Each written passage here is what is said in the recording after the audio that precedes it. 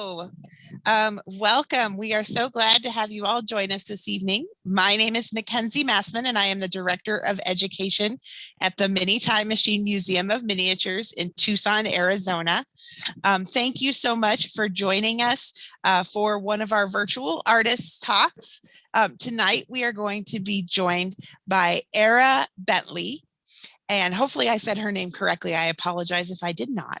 A couple of quick housekeeping issues just to let you know before we get started. The first is that this Zoom call is being recorded, just so that you're aware of that.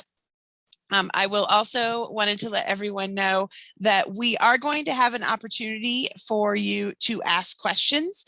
You are welcome to ask questions in the chat feature. If you would like to type those in, that would be fine. You can also ask questions at the end of the discussion, and I'm sure that she would be happy to answer those at that time. Some of you that joined us a little bit earlier got a chance to see a wonderful video presentation about the Addams Family Mansion miniature. There is more information about that available on our website at the Mini Time Machine Museum, and also on Ara's website as well. So you can definitely check those out. There are links to that in the chat. So if you want to see those, you can definitely check out those links. And now it is my great pleasure to turn the discussion over to the director of the Mini Time Machine Museum, Lisa Hastreiter-Lamb. Lisa? Welcome, everyone, and thank you for joining us this evening. We're excited to be speaking with Ara Bentley this evening, and we're really excited to have her miniature mansion of the Addams Family House coming to our museum next weekend, and to also have the opportunity to have her host a workshop on Sunday, October 3rd. And so tonight we've got a series of questions to introduce you to Ara and her piece. And so we're going to get started right now. First of all, welcome, Ara. We're so glad to have you here tonight. Thank you. Thank you for having me. I'm so excited to talk to y'all, not over email, but face to face. Yeah, it is a pleasure to be able to see each other face to face in a virtual sense. So, Ara, I'm going to get started with the questions right away. Is the Addams Family House your very first miniature? It's my very first project. It was my first dollhouse. I saw the Allison Jr., which is by Real Good Toys. I saw it at a craft store and I grabbed it and did not realize what it would become. And so this is what it is 12 years later, 11 years later. But it was my first project. My first miniature was actually a chandelier I made from paper clips. It didn't turn out so well. And a few years later, I found it in a drawer and I couldn't figure out what it was for quite a while. So paper clay was what introduced you to miniatures to begin with then? I bet. Is that correct? Paper clips. I made the chandelier out of paper clips. Oh, paper clips. Yeah. Oh, that is an interesting idea. So were you just kind of messing around with, materials and it came to your mind and you started putting it together? I had an online miniature group that I joined, and they had each month a challenge to use a household item to make something, and it was paper clips. And that was the first thing I ever made, and it was a mess. Well, I'm glad that you ventured into the Real Good Toys dollhouse, because from what probably was a mess to begin with, turned into something very incredible.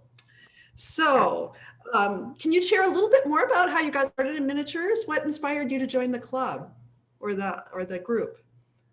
So I went to school for architecture, and I studied architecture, and I worked in the field for about 4 years. But what I really loved about studying architecture in school was the models that we got to build. Well, when I went into the field of architecture, they were doing all online, digital models. And I really missed building with my hands. So then I ended up working with a theater set designer, and I was making miniature models of her set designs. And that was really fun. I really enjoyed it. And then one day I was like, I just need to build something for myself. And I don't know what exactly took me to the dollhouse, but yeah, then the rest was history. So. Oh, what an interesting path. We have found that there are a number of people who start out in architecture, and then when they retire later, they want to build models, so they start making miniatures. So that's not totally uncommon, but I think it's interesting that you went to theater set design. We actually did an exhibit of theater set design. I know that those are generally half-inch scale. So were you working in half-inch scale at that time? I believe it was quarter inch. It was a quarter-inch scale, because that's mostly what the models in architecture school were quarter inch.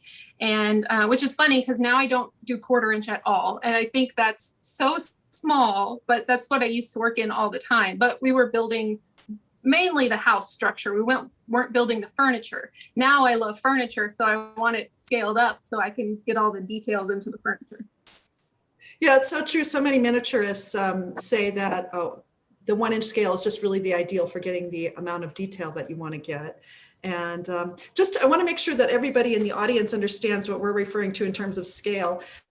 So 1 inch in the miniature world, which is the measurement that Ara used for this house, is equal to 1 foot in the real world. So a quarter scale would be a quarter inch equals 1 foot, a half-inch scale would be a half-inch equals 1 foot, just to make sure everybody understands that.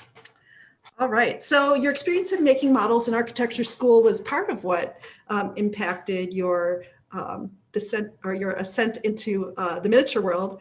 Do you think that there's anything about that training that translated to this type of model building? Not at first. There wasn't, because I was mainly going off the design of the original kit builder. But it started to transform into me using more of my drafting skills when I started to add additions, when I started building my own furniture. I would draw all of these things out first, and then I knew exactly what I was going to build. So that was definitely from my architectural background. And I like both sides of it. I like kits where something's already provided for me, and I feel like that brain puzzle is kind of taken out of it for me. But then I also like every now and then having the puzzle where I have to work it out for myself. So I like both sides. Sometimes taking a little bit of that, I don't know, like a guidance from another designer, and then sometimes just doing my own thing. Sounds like a somewhat collaborative process in that sense then. Right, yeah. And I guess as an architect, that's really what you do too, because you've got an idea for a building that is going to be impacted by lots of different factors. And so you do work in teams usually to design a building that a person actually lives in. Engineers, other architects. You're hardly ever working on the whole building by yourself. That makes sense. So I keep glancing over your shoulder at the house, and I'm curious, which part of the house was the original kit and which parts, could you maybe point that out to us? Yeah, so this is the Allison Jr. in the center. And then it's kind of confusing. This is the 2-room addition. And then this is a hallway that I built between the Allison Jr. and the 2-room addition, because I wanted a long, dark hallway. I feel like it had to have a long, dark hallway somewhere. And there's not a ton of hallways in dollhouses because you're trying to get the most, room for your buck. And then this is the conservatory addition right here. And then I built this. Yeah, sorry, it's backwards for me. I built this room on top of it. And then I built this room on top of here. You did that really well, actually, navigating. All right. Yeah, I was curious. I was thinking people were probably curious to know which parts were coming out of your imagination, which parts were starting with the kit and then being transformed by your imagination. And there's also a custom built basement that's inset into this down here. So you can't see that in the front, but yeah. Okay. So I do want to come back to that, but I wanted to just ask you a few questions about the main house first. When you began the project, so you're going to be creating the Addams Family Mini Mansion, but were you thinking about the TV show or were you thinking about the movies? Did you have, was it your vision that you wanted to recreate the TV show's house exactly the way you remembered it or could reference it? through photographs, or did you want it to be more of a conglomeration of the different Addams Family mansions that have been presented in film and TV? It was a mashup of everything, because I remember growing up and the black and white Addams Family TV show was on the TV. And I remember watching it and loving it. And then I remember I was about Wednesday's age when the 1990s version came out, the first movie. And I remember wanting to be Wednesday, and you can ask my mother, I ruined so many photographs, like trying to be so serious.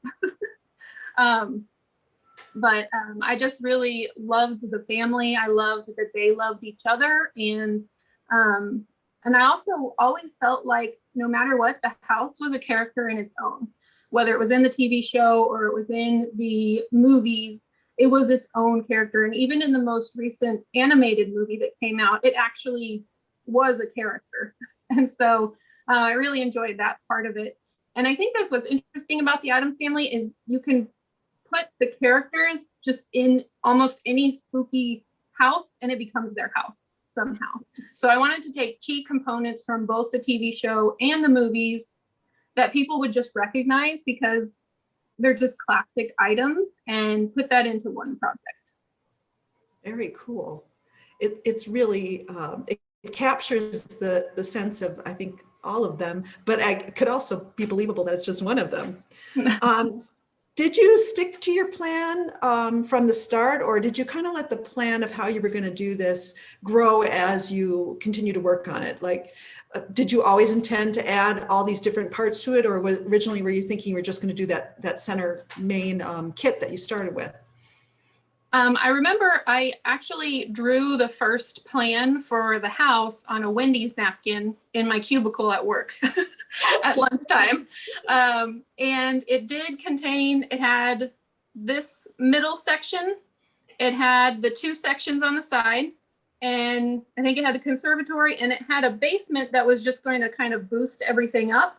I did not plan out this whole base in the beginning, and I didn't have these additions, the hallway, or up here. And honestly, the additions were a lot of suggestions from people from my YouTube channel. And so that was kind of pushed me to continue on. If I had been doing it by myself, I'm like, it's good enough. But it's like people spark these ideas and you're like, I wonder if I could do that. And then, you have to try. But that was the original plan. Oh, I love that. I love that this became a really collaborative project. And I think one of the reasons that I find that interesting is because so often in the world of fine art and, like painting, drawing, sculpture, that kind of thing, artists tend to work alone. But in the world of miniatures, there's more collaboration that goes on. And whether that means you build the structure and somebody else builds the furnishings, or like you're just saying here, by sharing it through your YouTube channel, you're starting to get all kinds of different voices coming in different ways. So I think that's one thing that's really exciting about miniatures and being a creator of miniatures is that opportunity to work together in a way that doesn't often happen in the visual arts. Right. Well, and I think that's something I've really come to enjoy, especially through my YouTube channel, because if I'm creating art just from my own single life experience, that can be beautiful and exciting, but I get to get the opinions and the ideas from thousands of life experiences. And, I don't take them all, but a lot of them like boost my artwork further than I would even think about going, just because people are so encouraging and offering ideas, and they're excited about my projects too. So that helps.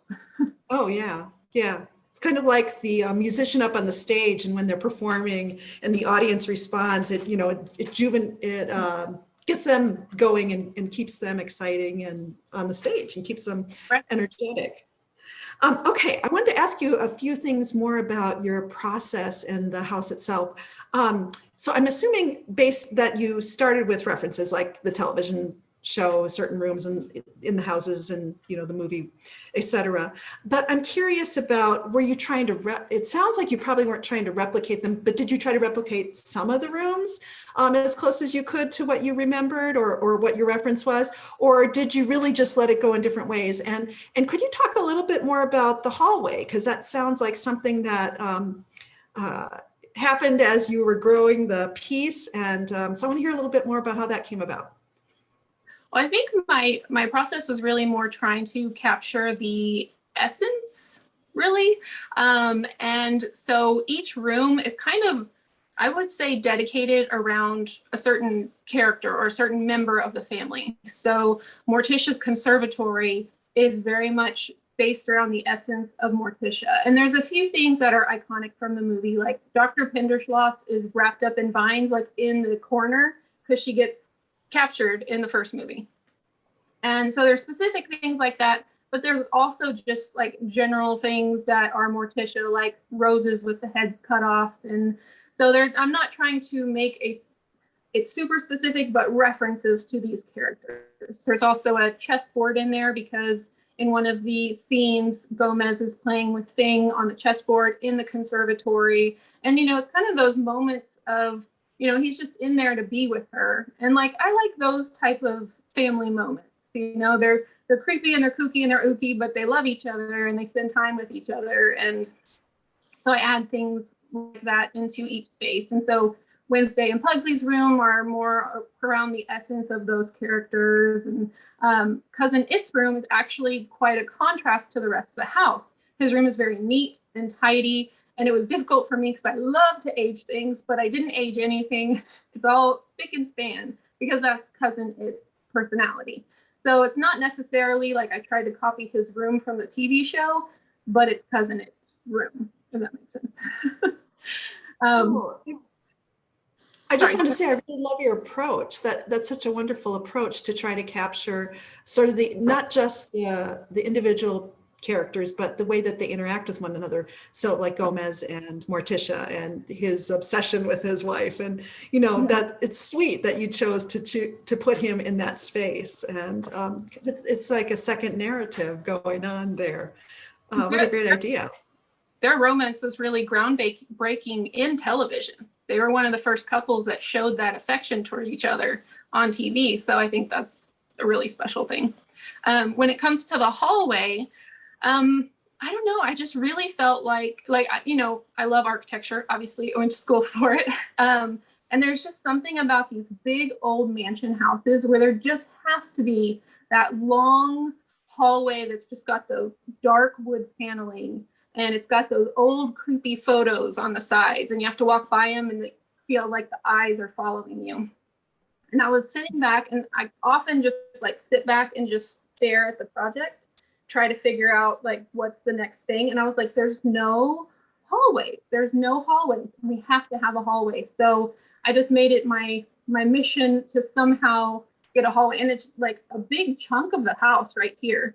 There's a hallway here. There's a hallway here. And then there's an attic space right here. That's essentially, I guess, a third hallway. So it's just a big chunk of hallways, but I don't know. I like it.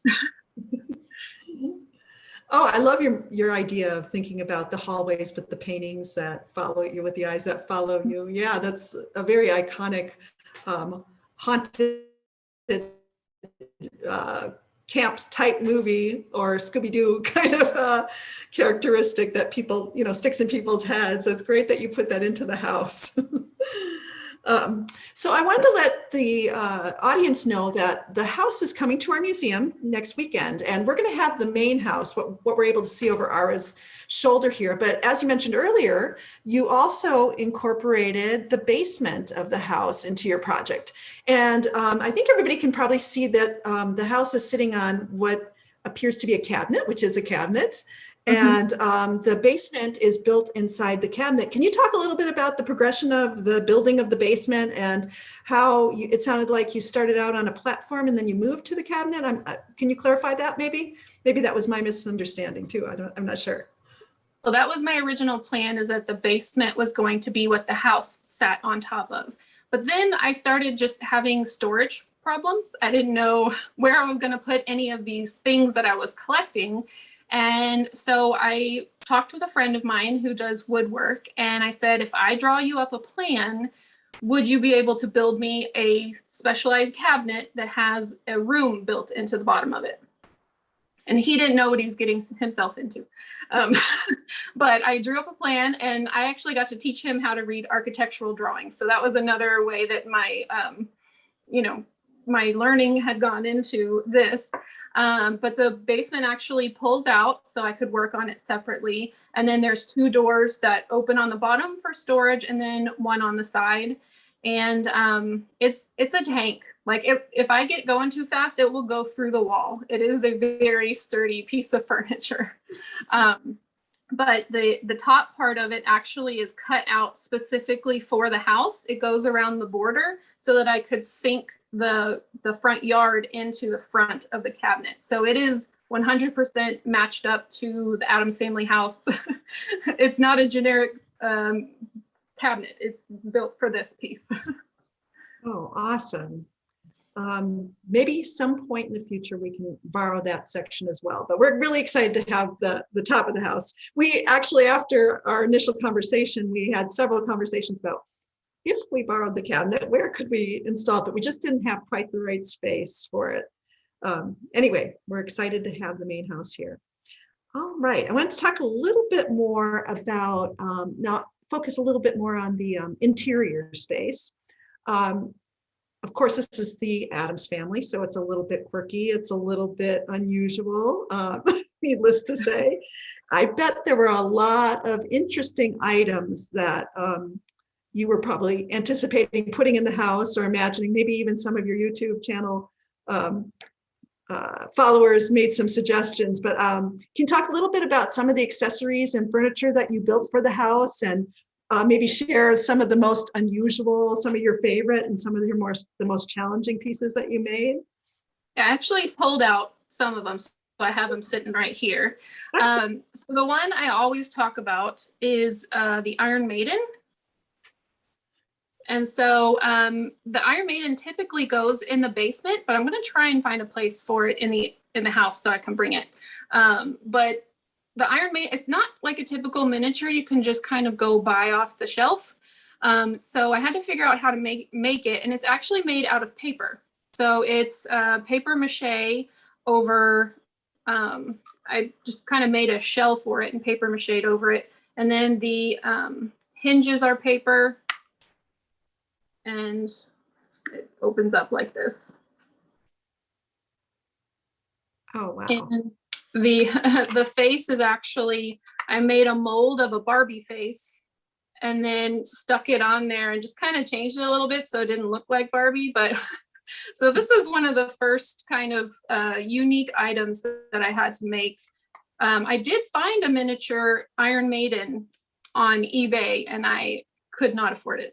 So I was like, okay, even though there's one that exists, I know I still have to make one for myself. Another piece, this was actually my first resin piece. I had to make the Piranha fish tank for the conservatory. And so there's piranhas in there, and I filled it up with resin, and I did this on a live stream actually. So this was really interesting, and lots of mistakes were made, but really I kind of love these pieces when they come out, and I'm like, I know it's not perfect, and it's, I could totally do it again, but it kind of comes with a history. I think, it comes with a history of all those people in the stream who were helping me, and we worked together and we fixed what we could. And I like those pieces a little bit more than the absolutely perfect ones. And probably the only person who can tell the difference is probably me. So let's see. This is an early piece, and this is one that kind of gets overlooked a lot. And people always ask me, where's Gomez's train table? But it's because I don't have a huge train table room. In the movies, he has an entire room devoted to the trains, but I just didn't have the space. And so I made a smaller table, and of course I had to make the TNT box to go with it. And then there's I don't know if you can see, there's a tiny train dangling off the side after it's been exploded. Let's see. I also have the polar bear that goes in the living room. This was another one that I didn't really know where to find a miniature stuffed polar bear. And this one's extra special because this is the first thing I made after after I had my first child, which was a really rough pregnancy, and I couldn't make miniatures that entire time. So this was like my return back to miniatures. And it was just a really special piece for me for that reason. And I get a lot of questions about where I got it, and I have to tell people like, I'm sorry, I made it. Don't know where to get one. I do have, I don't know if you want me to stop, but I do have one more, the electric chair. Of course, we had to have an electric chair for Wednesday and Pugsley, and there's a panel that goes with it, but it's attached to the attic wall.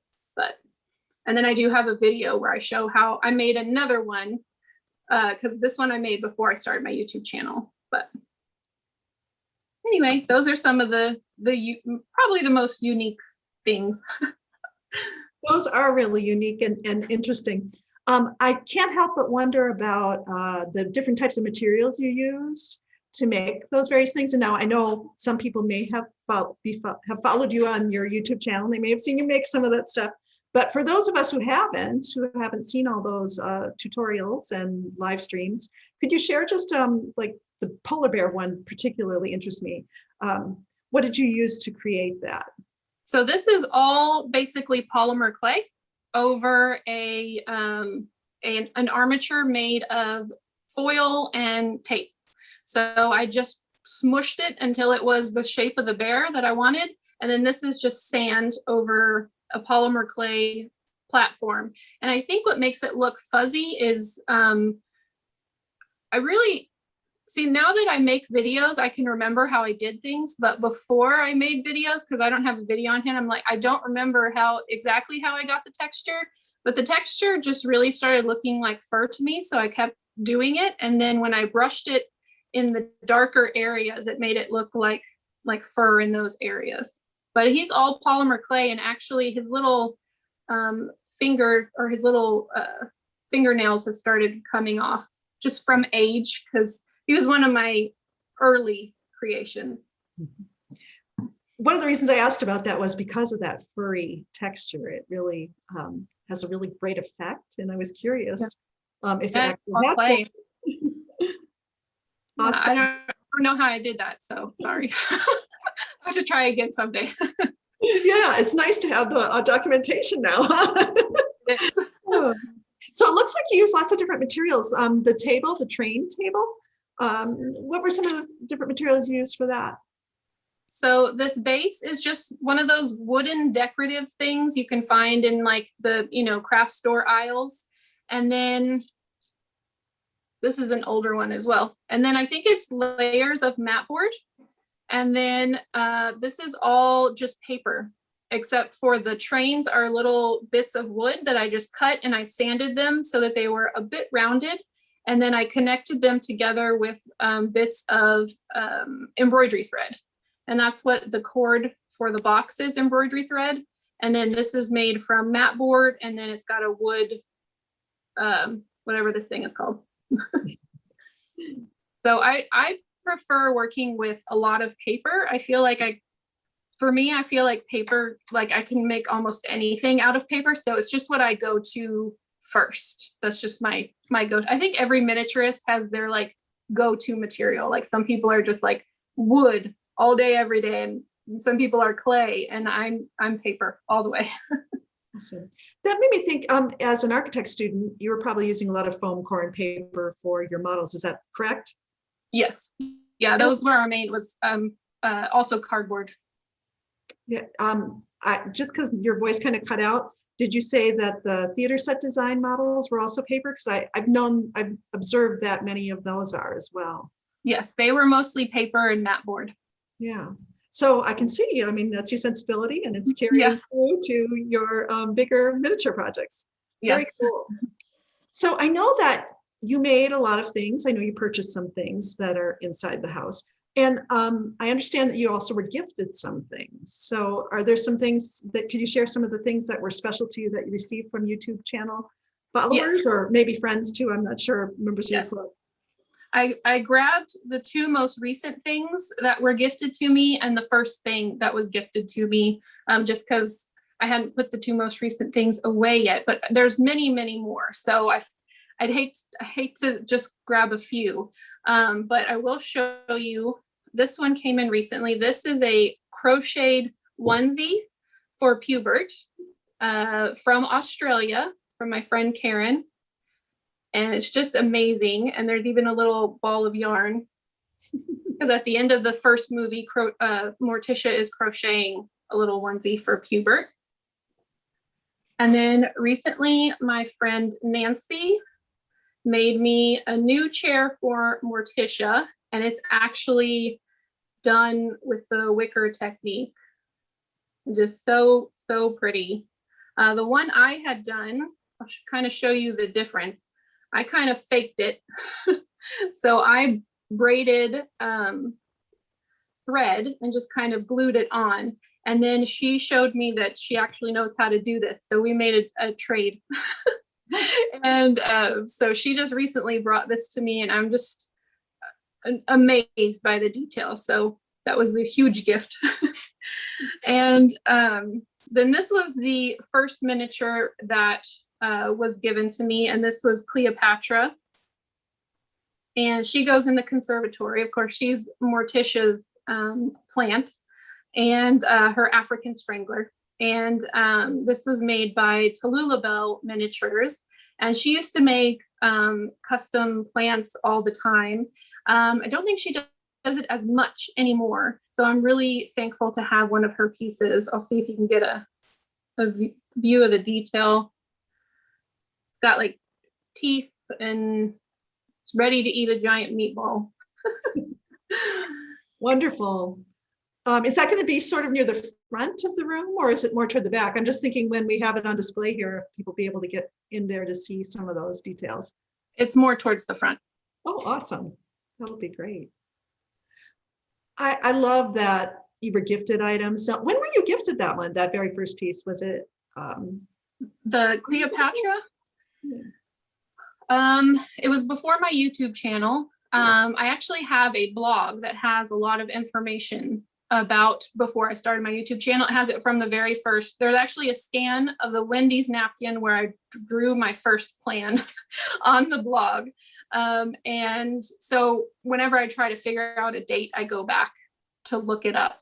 But we actually did a swap. And so I made a piano for her, and she made Cleopatra for me. I don't remember, but it was definitely before 2016 because it was before my YouTube channel started. Wow. Maybe after we're done talking, maybe you could share the address for the blog on the chat so people can check it out if they want to do that after the talk. That'd be great. I can say it if anyone. It's AF Mini Mansion, so Addams Family, but afminimansion.blogspot.com. Awesome. All right. Now, you also have the Addams Family members in your house. I do. So did you sculpt the Addams Family members, or were they gifted to you, or maybe you did a little bit of both? Maybe some were gifted, some you made. And do you know who they were made by if they were gifted, or did you purchase them? I started trying to make the Addams Family members when I first started out. So I do have my first 2 attempts right here. And I'll show you those after I show you the ones that are going in the house.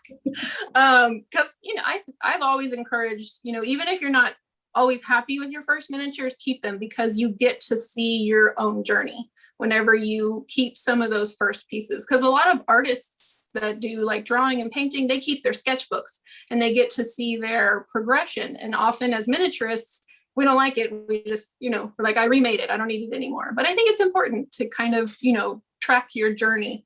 But I'll get out the first doll I made. So these are all made from kits that were made by SAS Mini Dolls, and Sandra Stacy runs that. And she had a class at the Society of American Miniaturists, or Mini Sam, and I took her class for doll making. And we made a peddler doll, and she looked a lot like nicer. Like she had a bonnet and everything. And so I actually remade her into Grandmama. But during the class, she showed us how to put together a doll kit, and she showed us how to make the clothing. So all I did for Grandmama here was I took off the nice ringlets and curls, and I put on some different hair, and then I just aged her clothing quite a bit. So this was the first doll that I ever made. From there, Sandra had a table, and she had a bowl that was full of doll kits that were on sale. So I went through and I just grabbed all the dolls that I thought had the face that I could match the character. And I found one for each family member except for Lurch. Lurch has a very specific look. And so from there, I just took everything that she had taught me in the class and worked through the dolls. And so I ended up making all the dolls from her kits, which is basically the porcelain doll, like the head and then the arms and the legs. And so I put the body together and made the clothes. Very cool. When you made the clothes, were you piecing them together? Were you sewing them? Were you using sewing machine? Were you using glue? How were you doing the clothing on the figures? I use glue. I'm not great on the sewing machine. And so, and that's the way Sandra showed us how to do with the dolls. And I feel like, well, these dolls' clothes are not removable. So they are literally glued onto the bodies because I'll never change.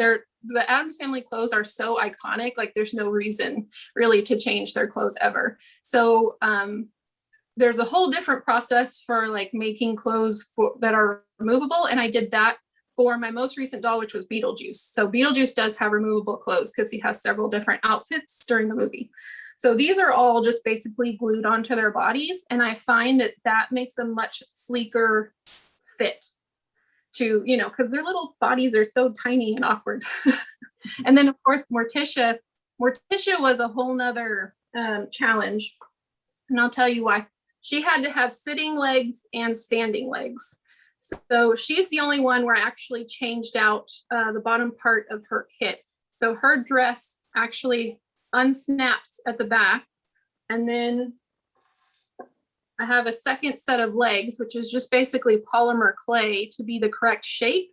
And then this part connects into her torso so that she can stand up. So I had to make her dress so that it looked okay sitting and standing. So her outfit, of course, which is the most iconic, was the most difficult. So. Oh, I love what you did with her. That's such a good idea. And it looks like you sort of made the fold of the clothes hide the seam from the top to the bottom. I tried to. There were a lot of 2 steps forward, 5 steps back when it came to making the clothes. But then eventually it felt like kind of figured it out towards the end. And I kind of started with I kind of started with my, I don't want to say least favorite because I love all the characters, but I waited for my favorite till the end because I knew my skills were going to get better at making dolls, was going to improve. And so my last character was Wednesday, and it paid off because she's my favorite. And I feel like her outfit came out the best and her wigging came out the best. And so then custom made her boots. So wow, I was really impressed with those dolls when I saw how much they looked like the characters. And I think you really captured it with the way that you modified their faces and created the garments. Just excellent work on those. Thank you. Yeah, it's a lot of fun to see those in the house, moving through it. It really brings the house to life. Yeah, well, I wasn't always a doll in the dollhouse person, but I knew when I created the Addams Family house, I had to have the Addams Family. Like, you have to. And when I looked at the price of dolls, I knew that I was going to be the one making them, because although they're very worth it to buy them from artists because they're beautiful, I knew that with 7 family members, that was going to be a large bill. So I was like, okay, we got to do this. We got to make them. And then it's even more pressure because they're iconic characters. And if you get them wrong, people notice. But, I'm very grateful for that. And now I am definitely a doll in the dollhouse person. Like, almost all my projects have a character in them now. Very cool. Yeah, I can understand. There does seem to be sort of almost a divide in the miniature world about people who like dolls and houses and people who don't. I don't know how strict it is, but I think I agree with you in this case. Even if you don't like dolls, you've got to have the Addams Family character. Right. Yeah. It's not the same if you don't. All right. I wanted to talk a little bit about your YouTube channel, and we've been talking about it a little bit, but can you share with the audience a little bit how you got started on that? I apologize. All of a sudden, my dog, who never barks, is barking. So I apologize for the interruption. So anyway, I'd like to talk, can you share a little bit how you got started in the YouTube channel, what inspired you to do that? And what was sort of the initial start, and when did it kind of take off, and when did you start getting, I guess, more interaction with your audience members, with your followers? I mentioned before that I had that online group that was, working, we did like little projects together. Well, that group shut down. And so I was feeling very lonely in the miniature world. I didn't have any friends or family that really did miniatures. And this was before I met any of the local groups that I'm a part of now. And I just felt like kind of sharing it somewhere, and YouTube had become popular. So I kind of knew about it. And I actually started my channel as an art channel because I love to paint and draw as well. And but then when I posted a miniature video, that video did way better than the art videos. And I was like, oh, there might be other people out there as well looking for miniature videos, because when it comes to YouTube, the art community is really, really saturated with art channels. But the miniature community is much smaller on YouTube. It's growing, I believe. I think it's getting bigger and bigger by the minute, which I think is amazing. But at that time, I think there's not that many channels. And so those who are going to YouTube to find miniatures were finding each other. And that was really exciting to see things grow. And I think the first time I started getting really audience interaction was with my abandoned coffee shop project. People just got really interested in it, and more than any of my other previous things that I had been doing, and people wanted to know the story, because you come across an abandoned building, you always want to know the story, right? And so people would ask questions, or they'd have ideas like, oh, you should make a broken mug, or you should make a trash bag that's like burst open and spilled. And that's when people really got excited and started commenting on the videos. And I was like, this is really, really fun and really cool to have. It's kind of like I call it a group project. Well, I call it a channel project, but it feels like a project where we all work together and put ideas in.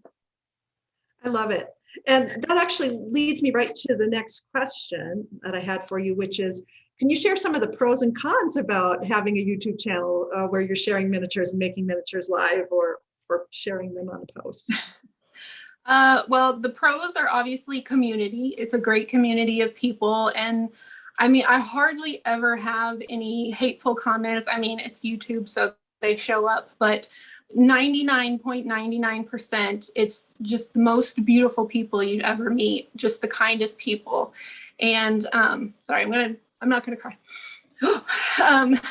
But then, the drawbacks are that sometimes I feel like I'm overextending myself to meet a deadline, or I'm pushing too hard on a project and I'm not taking my time to get the details right so that I can get a video out. And so YouTube kind of puts pressure on its creators with the way it presents its videos. It shows you a list of 10 videos, your most recent videos.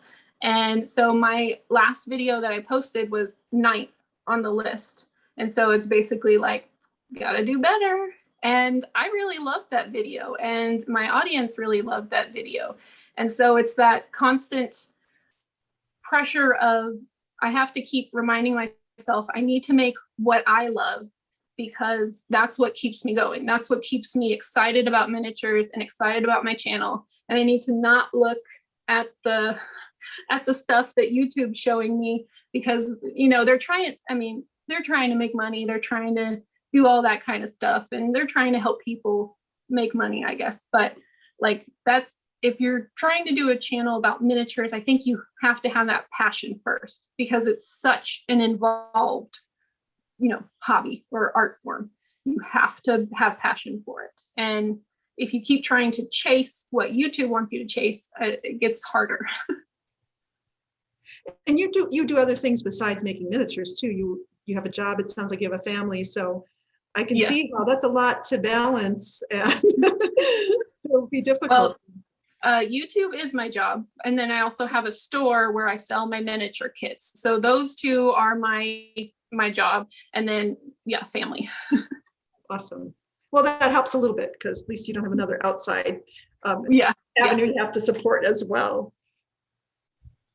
So do you feel like, it sounds like, but I just wanted to ask anyway, do you feel like your YouTube channel participants, do they give you lots of helpful suggestions, or sometimes does it get overwhelming, or, how do you feel about that? And are they excited when they see you took them up on an idea, or, do they get disappointed if you don't? Well, I think, like I said, everyone's been amazing. And I'll give you an example of this last video. I made deck prisms for my captain's quarters. And deck prisms are big, like, chunks of glass that were put in ship ceilings so that the light from outside would go to the lower decks. And so I made some prisms out of resin and put them into my captain's quarters. And that was someone's idea. That's something I didn't even know existed in the world and wouldn't have known probably ever, but it made such a cool addition to the project. And there were actually a couple different people who had suggested it.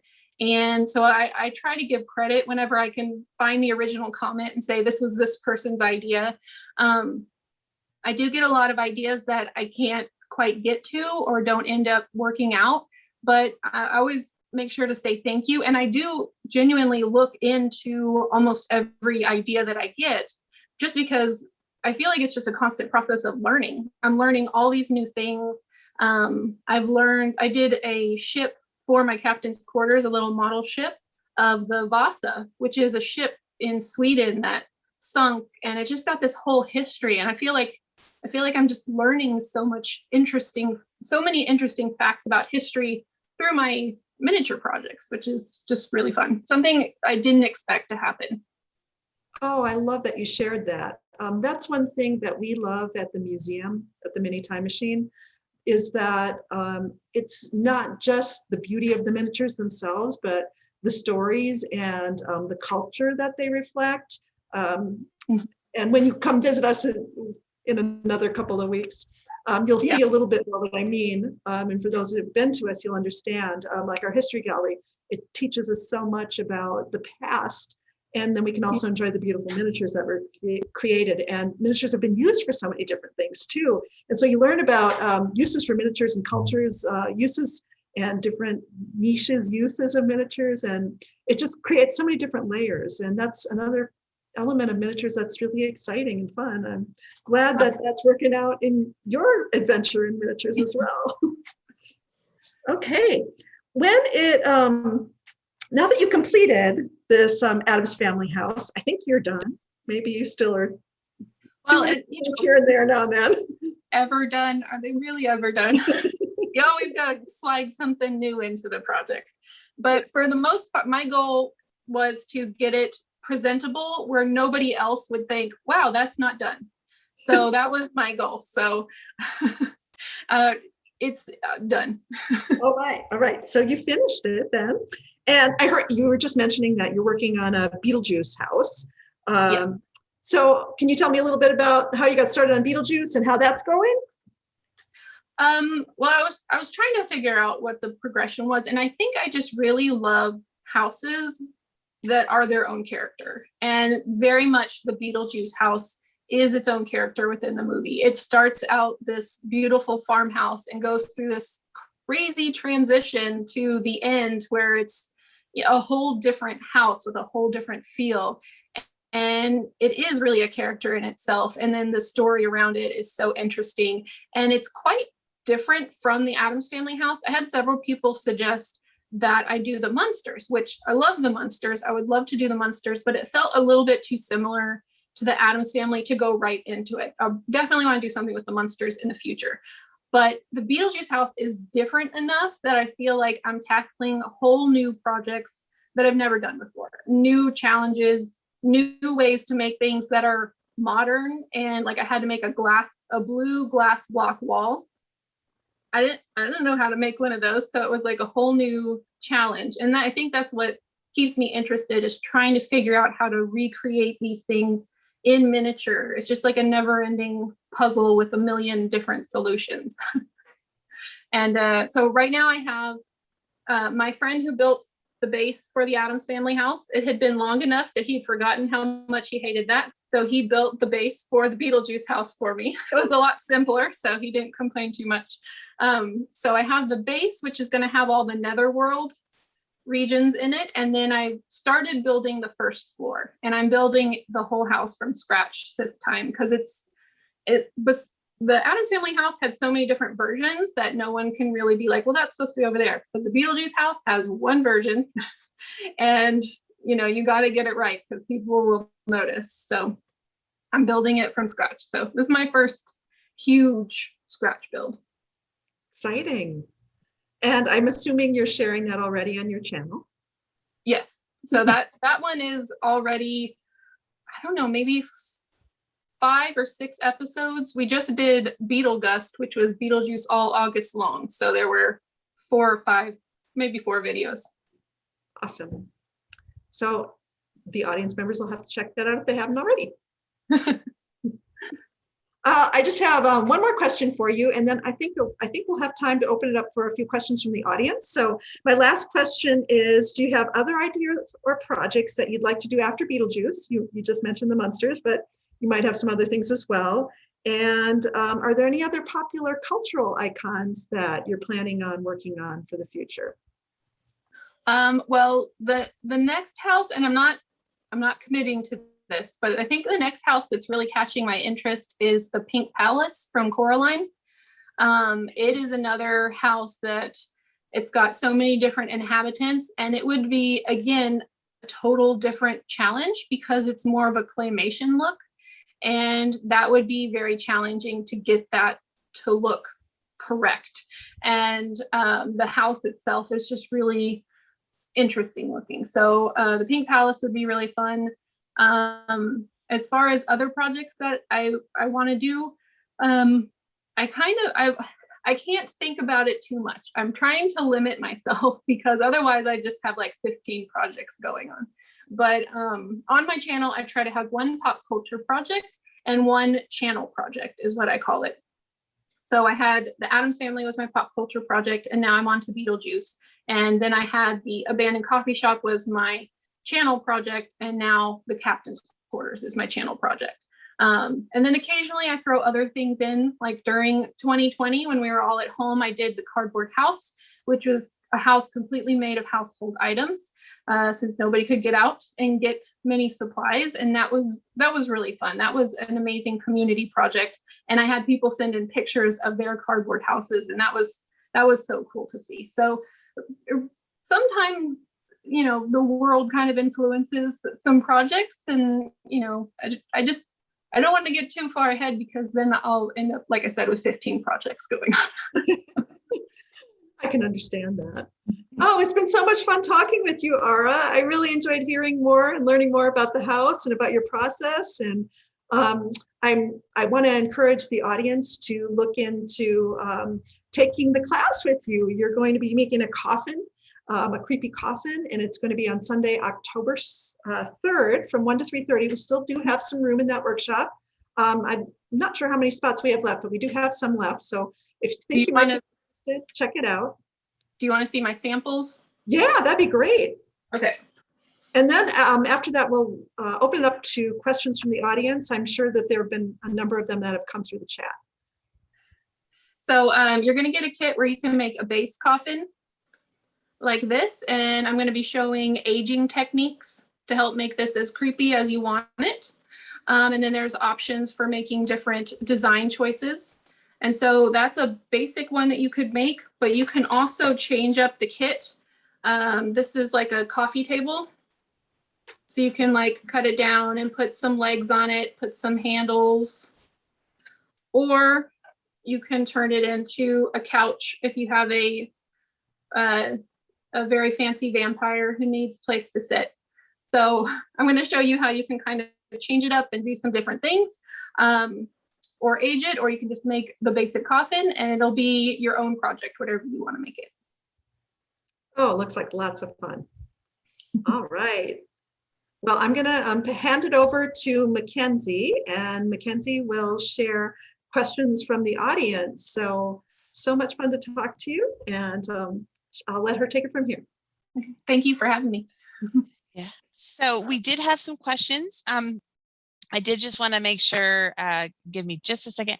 I wanted to make sure that we also mentioned where everyone can go to visit, to register for that creepy coffin workshop. You can do that through the Mini Time Machine Museum's website. And unfortunately, I just put the wrong link in the chat, but I will put the correct one right now.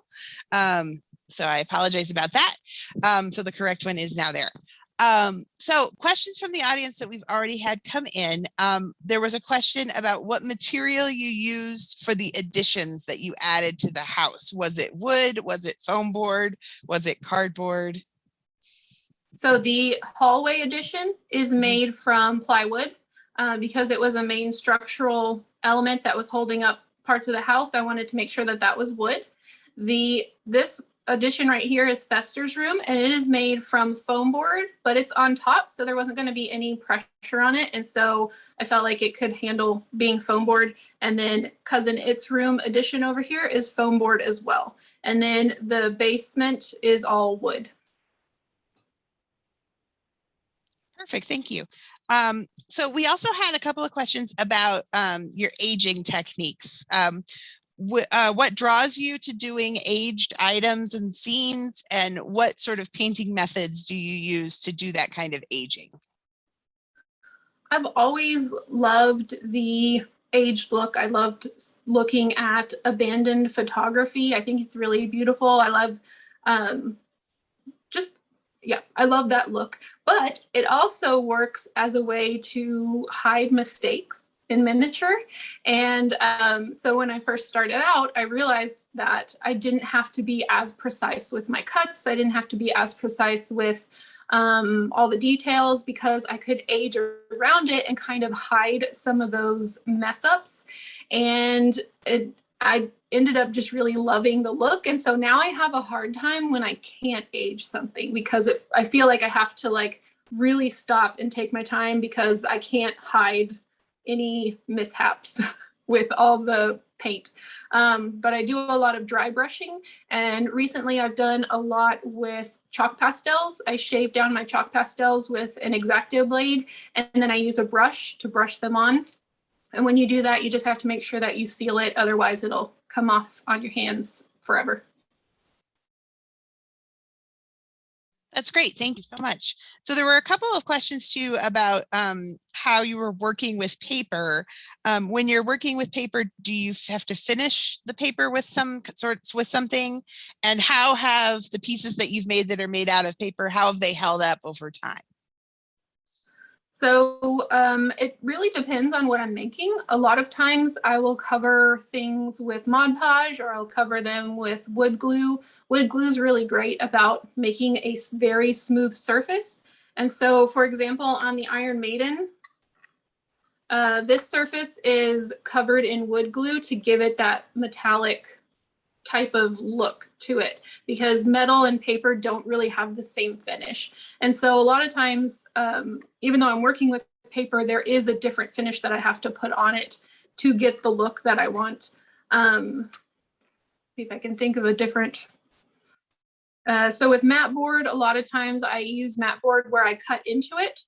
So many of my tile floors, I'm cutting into the mat board and just taking a small thin piece out of it, and that makes a grout line in my tile. So you just kind of have to, whatever paper you want to work with, just really play with it. I have a lot of people ask me, can I do this with this, or can I do this with this? And I say, try it, because you never know. Like, miniatures is just figuring out techniques And if it works and it looks like you want it to look, then it works.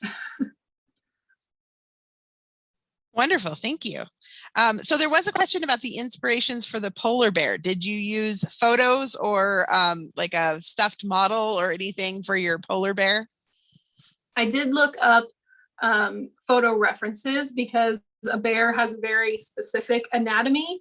And so I followed that very closely for the armature. So this is actually a very thin layer of polymer clay over a very tightly packed bunch of aluminum foil. And once I had it in the right shape, I knew I could basically just cover it with polymer clay and I'd have the basic shape. Then I went back and made sure I had my ears and eyes and nose in the right spot.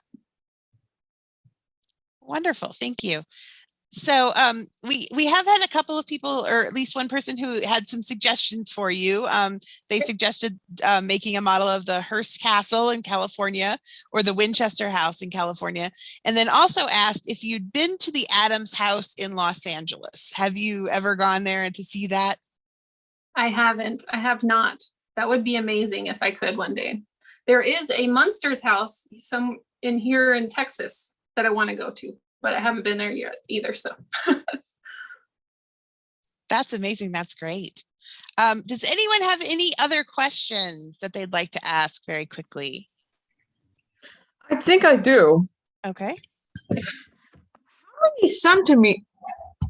How many centimeters are your miniatures? Well, I mostly work in inches. And so I have a hard time when it comes to centimeters. But I guess it depends on which miniature. But mostly I try to work in the 1/12 scale.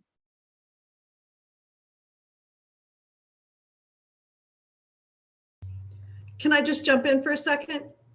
If you estimate that a centimeter is a little bit less than a ½ inch, I believe, that'll give you an estimate. So if your house is 50 inches wide, it's approximately 25 centimeters wide, but that's just an approximate, of course. Are there any other questions?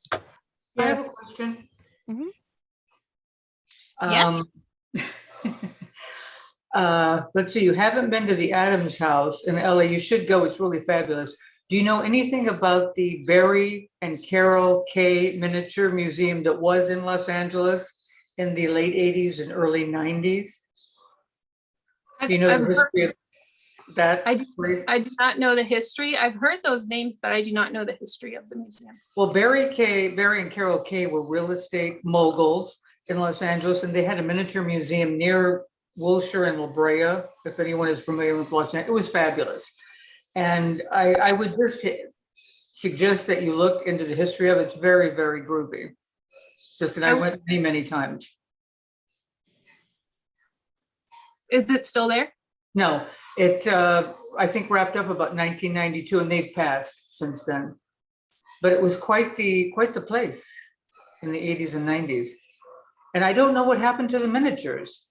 It's like you don't know when a museum closes what happens to the little parts, like the Movieland Wax Museum, what happened to all of those wax figures. So I think it'd be interesting to find out, but I think you would find it interesting to look into the history of it, just a suggestion, because it was really pretty fascinating. And I'm so thrilled to find this museum because we live in California, you may have guessed that. And my friend lives in Peoria, Arizona. So I'm looking up places to go. And I said, oh my gosh, there's a miniature museum. So I'm a member now, very happy. And we'll be going there in December for Christmas. So I want to around there to see the museum. But I was introduced to miniatures at the Barry and Carol Kay Museum in LA. I was so thrilled to see there's one on the West Coast. Are there any other ones nearby in other states? Lisa, do you want to answer that? Yes, I'll jump in on that. There is a miniature museum in Denver, And I'm not sure if it's open at this time, but there is a toy and miniature museum in Denver. There's also the National Toy and Miniature Museum in Kansas City. And then in Kentucky, in Maysville, Kentucky, there's the K. Savage Browning Miniature Museum. But that is there. And then there are some other smaller places, but those are sort of the main miniature museums you're going to find in the US. Well, my husband's from Missouri, so we'll be there. So we can take a look at that for you. Okay, thank you very much. I appreciate that. There's also, if you go to our website under the education section, we do have a list of resources. So, and that one of those resources includes a list of different places. So please feel free to visit our website and check it out. Great. Thank you. So we did have a couple of other questions that just came through the chat, and I want to try to address these real quickly. What are some unusual places to find tiny items and materials, places that we might not think to shop at? Do you have any suggestions, Ara? I look at garage sales and estate sales. I'll show you one of the miniatures is from, one of the main miniatures is from a garage sale. So this is the fountain that sits in the front. And I got this for $2 at a garage sale. Not with the resin and everything, but just the miniature itself. And then antique stores. So I try to look, and you can usually find a lot of interesting miniatures. I actually tried to count it up. I'm not quite sure how many, but I think there's like 10 pencil sharpeners in the house somewhere. Because pencil sharpeners, like the metal ones, like there, I have a plain pencil sharpener. I have it's a little metal knight that stands in the dining room. And so, it doesn't have to be a specific dollhouse miniature to work in your project. So the Addams Family has all sorts of statues and things. And so I have things that I don't think people would typically think go in a dollhouse, but work in the Addams Family. So it can really depend on your project as well. I'm not sure if we lost her, but there was Shoshana. Are you still there? Yes, I am. Oh, did you have a question? Yeah, I had asked it, but it was like way at the beginning, so I think you missed it. All right, sorry about that. You for the captain's quarters and now for the Beetlejuice house, you're having people send in things, little books for the one and little buildings for the other. Did you have anybody do stuff like that for the Addams Family house? No, I hadn't even thought about that for the Addams Family house. So there's nothing that specifically a subscriber sent in project for the Addams Family house. But it's my favorite part of the captain's quarters, and I'm positive it's going to be my favorite part of Beetlejuice. So now I'd like just, it's honestly a gift to have so many miniature works of art from other artists around the world. So I really love doing that on my projects when I can. I'm pretty excited because I actually made a piece for it already for the Beetlejuice. Oh, yay. Thank you. Getting. And one more really quick question for the class at the Mini Time Museum. Is that half scale or 1 inch? It is a 1 inch scale. Okay, great. Thank you. And just so that everyone is aware, that class is an in-person class. We are very fortunate that in addition to bringing the wonderful Addams Family house to us, Ara is going to be there to teach that class. So we thank her very much for that.